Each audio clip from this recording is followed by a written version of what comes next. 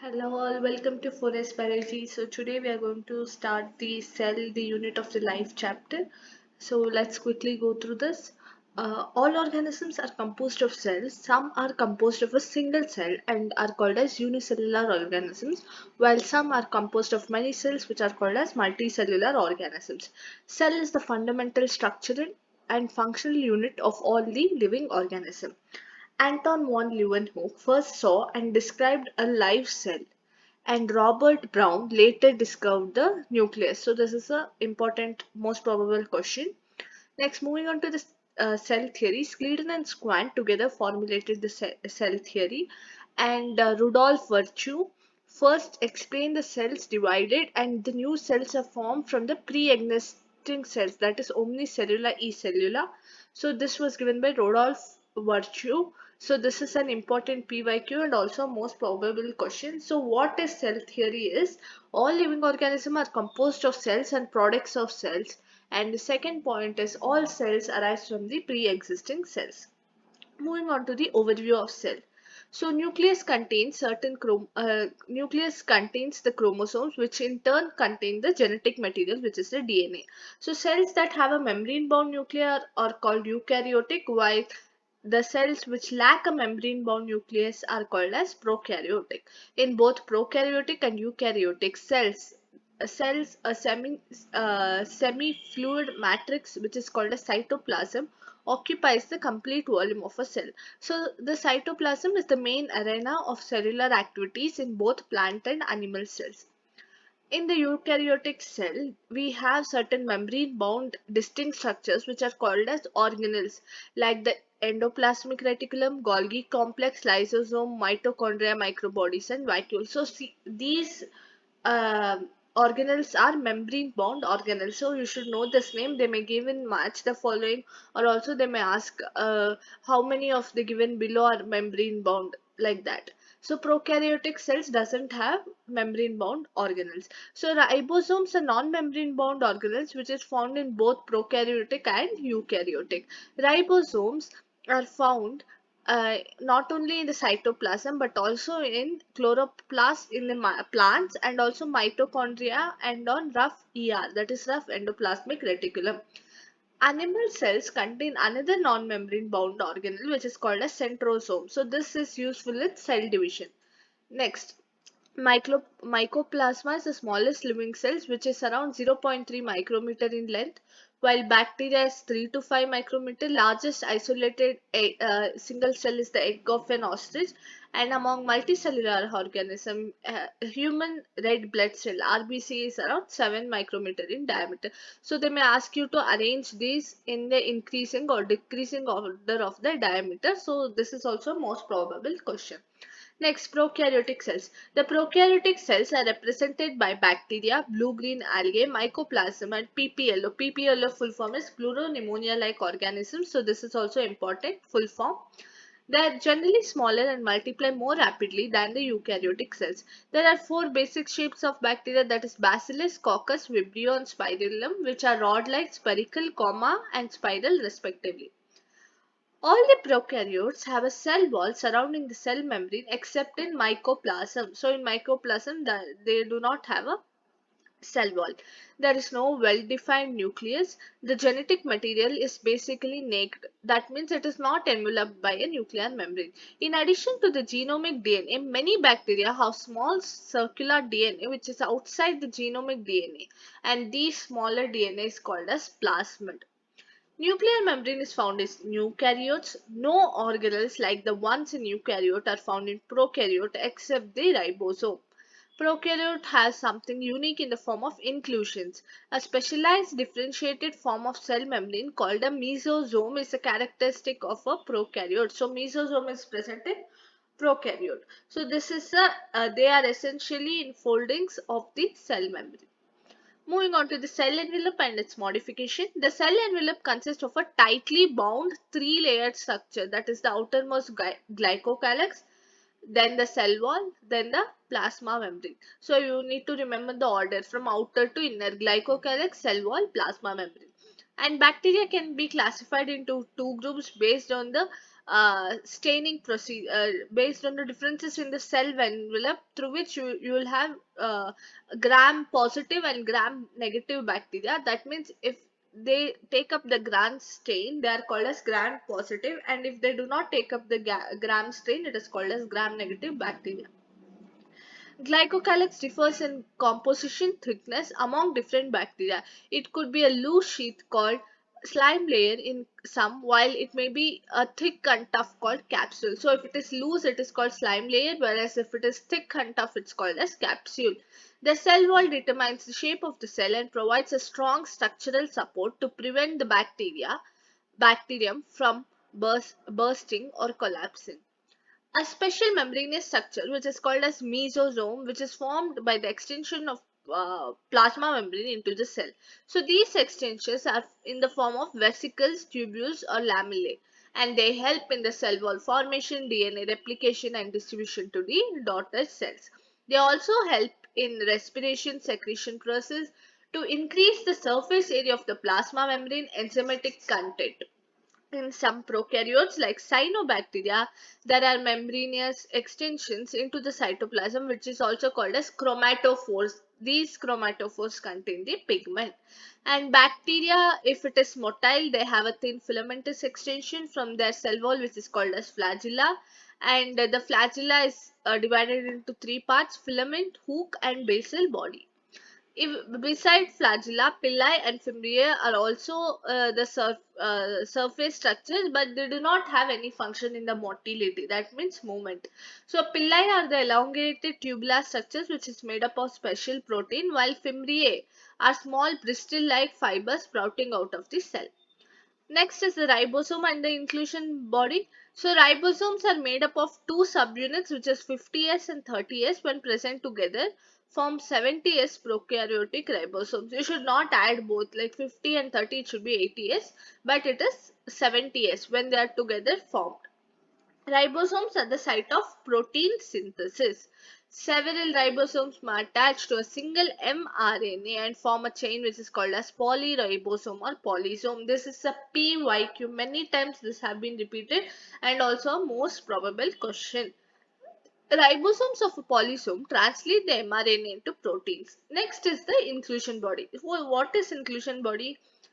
It is a reserve material in prokaryotic cells are stored in the cytoplasm in the form of inclusion body. So reserve material are stored.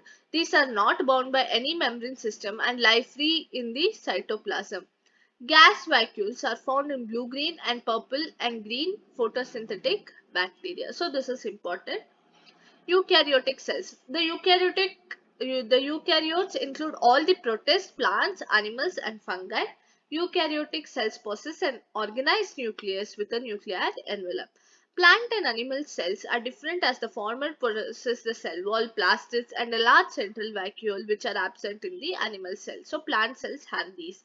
On the other hand, animal cells have the centrioles which are absent in the plant cells. So this is the label diagram of plant and animal cell. You have to go through this also. So they may give some blank and they may ask you to fill the options.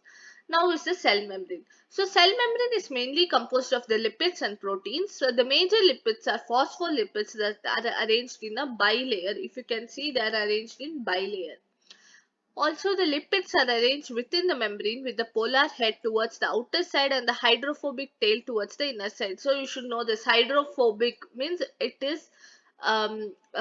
has a fear towards water. Hydrophobic. So it is towards the inner and the polar head is towards the outer. This ensures that the non-polar tail of saturated hydrocarbon is protected from the aqueous environment. Phospholipid membrane also contains the cholesterol. Next, cell membrane also possesses the protein and carbohydrate. So you should know the actual ratio of the membrane in the erythrocyte. What is the actual ratio of protein and lipid in the human being is 52% of protein and 40% of lipid. So this is very important and a most probable question. So protein are more than the lipids. Peripheral proteins lie on the surface of the membrane, while the integral proteins are partially or totally buried in the membrane. This is also a most probable question you should know.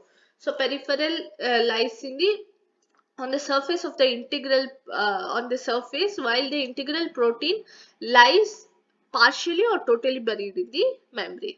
Next, this was proposed by Singer and Nicholson, which is accepted as a fluid mosaic model. According to this, the quasi-fluid nature of lipid enables the lateral movement of protein within the overall bilayer. So this ability to move within the membrane is measured as its fluidity. And also the important functions of plasma membrane is to transport the molecules across it. The membrane is selectively permeable to some molecule present on the either side. So there is active transport and passive transport. First they are telling about the passive transport, where there is no requirement of energy to transport the molecules. Then neutral solutes move across by the process of simple diffusion, that is from higher concentration to lower concentration, and the movement of water is called as osmosis. As the polar molecules cannot pass through the non-polar lipid bilayer, they require a carrier protein. So there should be some protein which should help to move the molecules from one part to the other part. So this carrier protein will help the molecule to move from the one part to the another part, and few ions or molecules are transported across the membrane against their concentration gradients, that is from lower to higher. Higher to lower it can come easily, while if you are going from lower to higher, if you are climbing a hill, that is from low position to high position, you require more energy. So that is an energy dependent process in which ATP is used, and that is called as active transport. Example is also sodium potassium pump. Next is the cell wall. A non-living rigid structure, which is called as cell wall, forms an outer covering for the plasma membrane of the fungi and the plants. This protects the cell from mechanical damage and infection. It also helps the cell in cell-to-cell interaction and provides barrier to undesirable micromolecules. Algae have cell wall made of cellulose, galactans, mannans, minerals like calcium carbonate, while in other plant it consists of cellulose, hemicellulose, pectins and proteins. The primary wall is capable of growth, which gradually diminishes as the cell matures, and the secondary wall is formed on the inner side of the cell. And the middle lamella is a layer where mainly of calcium pectate, which holds or glues the different neighboring cells. So this is an important and a most probable question. So middle lamella is made up of calcium pectate.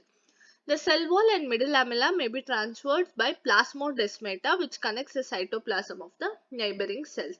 So there is a one small route to connect two cells, that is called as plasmodesmata. Next is the endomembrane system. You should know which are the organelles which are included in the endomembrane system, that is endoplasmic reticulum, Golgi complex, lysosome and vacuole. So only these four are present. So if you go in a flow, you can understand why this is called as endomembrane system, because they, after the ER does its job, then it's the job of Golgi complex, next the lysosome, next the vacuole. So in this format it goes. So endoplasmic reticulum. Electron microscope studies of eukaryotic cells reveal the presence of a network or reticulum of the tiny tubular structures scattered in the cytoplasm, which is called as endoplasmic reticulum. ER divides the intracellular space into two distinct compartments, that is luminal inside the ER and extraluminal, that is the cytoplasm. So when the endoplasmic reticulum has ribosomes on its surface, it is called as rough endoplasmic reticulum. If you can see in this figure, this is called as smooth endoplasmic reticulum, where there is no ribosomes. RER is frequently observed in cells actively involved in the protein synthesis and secretion, and the SER is major site of synthesis of lipids. So this is important. Smooth endoplasmic reticulum will help in the synthesis of lipid, while RER, rough, will help in the synthesis of protein. Animal cells, animal cells, lipid like steroidal hormones are synthesized in SER. Golgi apparatus, this was observed by Camillo Golgi, so it's named after that. They are densely stained reticular structures near the nucleus, hence they are named as Golgi bodies. The Golgi cisternae are concentrically arranged near the nucleus with the distinct convex cis or the forming phase and the concave trans or the maturing phase. You should know the cis is the forming phase, convex cis is forming, Concave trans is the maturing phase. The cis and the trans phases of the organelle are entirely different but interconnected. So the Golgi apparatus function is to package the material to be delivered either to the intracellular targets or secreted outside the cell. So the materials to be packaged in the form of vesicles from the ER fuse with the cis phase of the Golgi apparatus and move towards the trans phase. A number of proteins synthesized by the rhizosome on the ER are modified in the cystine of the Golgi apparatus before they are released from its trans phase. Golgi apparatus is the important site of formation of glycoproteins and glycolipids. So if you have to revise, ER is used to synthesize and secrete the protein and lipids. Golgi is used to package and move it, and also they help in the formation of glycoproteins and glycolipids. Next, moving on to the lysosome. They are the membrane-bound vascular structures formed by the process of packaging in the Golgi apparatus. So, lysosomal vesicles have been found to be very rich in almost all types of hydrolytic enzymes like lipases, proteases, carbohydrates, optimally active at the acidic pH. So, these enzymes are capable of digesting carbohydrates, proteins, lipids, and the nucleic acids. Next is the vacuole. So vacuole, this is a membrane bound space which is found in the cytoplasm. It contains water, sap, excretory products and other materials which are not useful for the cell. So this will all contain the non-useful materials. So this has a single membrane which is called as tonoplast. This is a PYQ and a most probable question. So the tonoplast facilitates the transport of a number of ions and other materials against the concentration gradient in the vacuole. Hence, their concentration is significantly higher in the vacuole than in the cytoplasm. In amoeba, the contractile vacuole is important for osmoregulation and excretion. In many cells, as in protists, food vacuoles are formed by the engulfing the food particles. Next is the mitochondria. Each mitochondria is a double membrane bound structure with outer membrane and the inner membrane dividing its lumen distinctly into two aqueous compartments. So if you see here, the inner compartment is filled with the dense homogeneous substance which is called as matrix, and the outer membrane forms the continuous limiting boundary of the organelle. So the inner membrane has a number of infoldings which is called as cristae towards the matrix, and this helps in increasing the surface area. Mitochondria are the sites of aerobic respiration. They produce cellular energy in the form of ATP. So they are called as powerhouse of the cell. This is a most probable question. They are called as a powerhouse of the cell. The matrix also processes single circular DNA molecule, a few RNA molecule, ribosome, and the components required for the synthesis of protein. Next is the plastid. Plastids are found in all plant cells and in euglenoids. Based on the type of pigments, it can be classified into chloroplast, chromoplast, and leucoplast. So, chloroplast means it contains chlorophyll and carotenoid pigments which are responsible for trapping light energy, which is essential for photosynthesis. Next is the chromoplast are the fat soluble carotenoid pigments like carotene, xanthophylls and other pigments are also present. Next is the leucoplast. Leucoplast means colorless plastids which have different shape and sizes which store nutrients. So leucoplasts are divided into three types: amyloplast, elaioplast, alluroplast. So amyloplasts are those which can store carbohydrates, that is starch like potato. Elaioplasts are oil and fat. Alluroplasts are protein. So how to remember this? This is a most probable question and a most repeated PYQ. So amylo is carbohydrate starch. Elio. So if you see here, OI is present. So oil and fat. Next is alluro, which stores the protein. Next, majority of the chloroplasts of the green plants are found in the mesophyll cells of the leaf. Like mitochondria, the chloroplasts are also double membrane bound. Out of the two, the inner chloroplast membrane is relatively less permeable. The space limited by the inner membrane of the chloroplast is called as stroma. A number of organized flattened membrane sacs called thylakoids are present in the stroma. So this space is called stroma. The membranous sac is called thylakoid. And these thylakoids are arranged in the stacks like piles of coil called as grana. So if one is thylakoid, if it is arranged in a stack, it is called as grana or granum. In addition, there are flat membranous tubules which are called as stroma lamellae connecting the thylakoids of different grana. The membrane of the thylakoids encloses a space which is called as lumen. The stroma of the chloroplast contains enzymes which are required for the synthesis of carbohydrates and proteins. It also contains small double-stranded DNA molecules and ribosomes. Chlorophyll pigments are present in the thylakoids. The ribosomes of the chloroplast are smaller than the cytoplasmic ribosome. In the chloroplast, the ribosome number is 70s, whereas in the cytoplasm, it is 80s. Next is the ribosome. So if you see, this is the large subunit, this is the small subunit of the ribosome. Ribosomes are generally granular structures first observed under the electron microscope as a dense particles by George Palade. So this is the name of the scientist is important. They are composed of RNA and proteins which are not surrounded by any membrane. So eukaryotic ribosome is 80s and prokaryotic is 70s. The two subunits of 80s are 60s and 40s, while 70s are 50s and 30s. What does S stand for? This is an important, most probable question. S is no, called a Swedberg's unit and it stands for sedimentation coefficient. And it is a indirectly measure of density and size. Both 70s and 80s have two subunits. So if you see large and small subunit. Next is the cytoskeleton. An elaborate network of filamentous proteinous structures consists of microtubules, microfilaments and intermediate filaments present in the cytoplasm, which is collectively called as cytoskeleton. So this is the cilia and flagella parts. So this is also important to know the labelings. So cilia and flagella. Cilia are the small structures which work like oars, causing the movement of either the cell or the surrounding fluid, whereas flagella are comparatively longer and responsible for cell movement. This is the most probable question. The prokaryotic bacteria also process flagella, but these are structurally different from that of eukaryotic flagella. Their core is called as axoneme, which process number of microtubules running parallel to the log axis.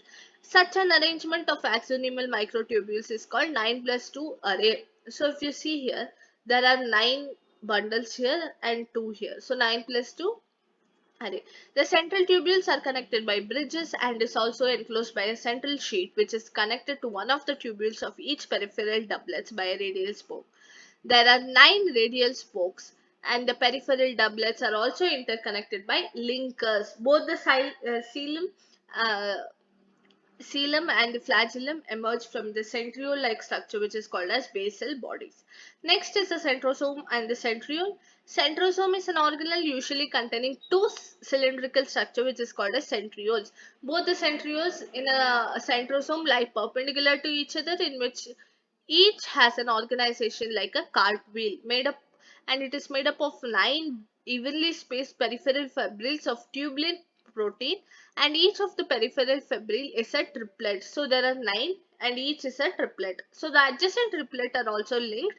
The central part is called as hub and which is connected with the tubules of the peripheral triplets by the radial spokes and it is made up of protein. Next is the nucleus. Nucleus as a cell organelle was first described by Robert Brown. You should know the name of the scientist also in this chapter. The material of the nucleus stained by the basic dyes was given the name of chromatin by Fleming. The interface nucleus has highly extended and elaborate nucleoprotein fibers which is called as chromatin, nuclear matrix and one or more spherical bodies called as nucleoli. Next is they have given about the perinuclear space but that is not much important. The outer membrane usually remains continuous with the endoplasmic reticulum and also bears ribosomes on it. At a number of places, the nuclear envelope is interrupted by minute spores which are formed by the fusion of its two membranes. These nuclear pores are the passages through which the movement of RNA and the protein molecules takes place in both directions between the nucleus and the cytoplasm. The nuclear matrix of the nucleoplasm contains nucleolus and chromatin.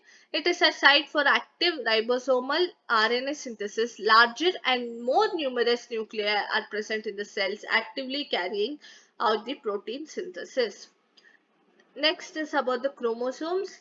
So this is important. Each time they have one or the other question from this side. So this is very important.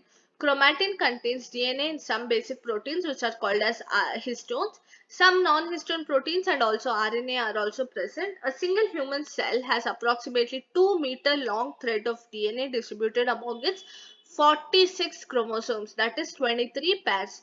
A primary construction of the centromere on the sides of which disc-shaped structures which are called as kinetochores are present. The centromere holds two chromatids of the chromosome, and there are different phases based on the position of the centromere, that is metacentric, submetacentric, acrocentric and telocentric. So if you see here itself, if the centromere is equally spaced, it is called as metacentric, and if it is slightly away from the middle and resulting in one short arm and one long arm, it is submetacentric.